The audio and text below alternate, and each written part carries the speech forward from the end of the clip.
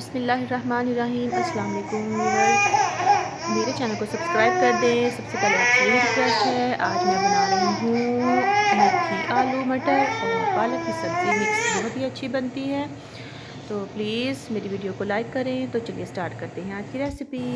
سب سے پہلے ہم پین میں آئل ڈالیں گے۔ آئل اس میں تھوڑا زیادہ مقدار میں جاتا ہے، بعد میں جب یہ پک جائے گی اچھے سے آئل میں تو پھر آپ آئل سائڈ پہ کر دیں، کسی اور کھانے میں استعمال کریں۔ پیاز کو براؤن کر لیں گے، گولڈن براؤن کریں گے، بالکل زیادہ براؤن نہیں کرنا۔ جب گولڈن براؤن ہو جائے گا اس میں ٹماٹر، سبز مرچیں، لہسن اور ادرک کو ہم اچھے سے چاپ کر کے ہینڈ چاپر سے تو اس کے اندر شامل کر دیں گے، مکس کریں گے۔ اور مکس کرنے کے بعد اس میں باقی کے مسالے جائیں گے، نارمل جو ہمارے دیسی کھانوں میں جاتے ہیں وہی مسالے جائیں گے۔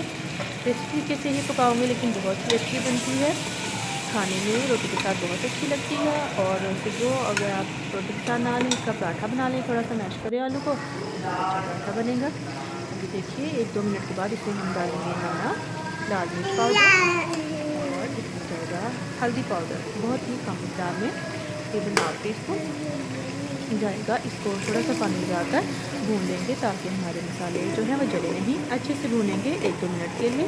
پھر ہم اس میں آلو جو ہے ہم نے کاٹ کے رکھے ہوئے ہیں اچھے سے دھو کر اس میں شامل کریں گے۔ 1-2 منٹ کے لیے ان کو اسی مسالے کے ساتھ بھونیں گے۔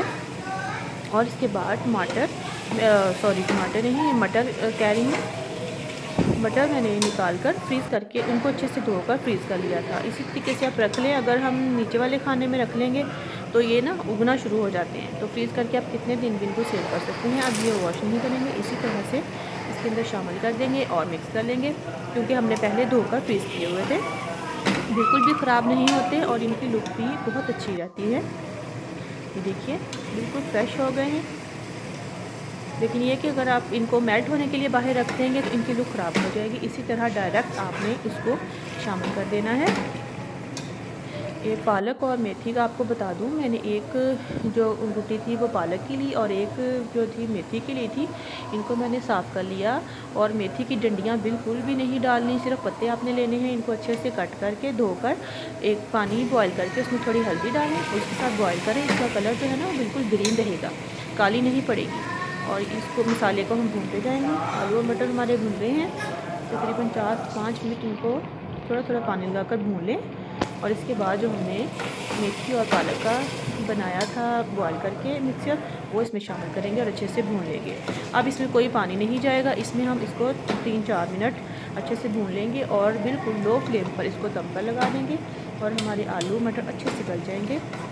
کوئی اس میں اضافی مسالے نہیں جائیں گے، صرف تھوڑا سا 1 ٹی اسپون کے قریب اس میں گرم مسالہ آ جائے گا، وہ اس میں شامل کر کے اس کے بعد میں اس کو دم پہ لگا دوں گی، اور اچھی سی خوشبو والی میتھی پالک جو ہے نا وہ آپ کی تیار ہو جائے گی۔ بہت ہی اچھی بنتی ہے، ہیلدی بنتی ہے، اس کو زیادہ بوائل نہیں کرنا ورنہ اس کی ساری جو غذائیت ہے وہ ختم ہو جائے گی۔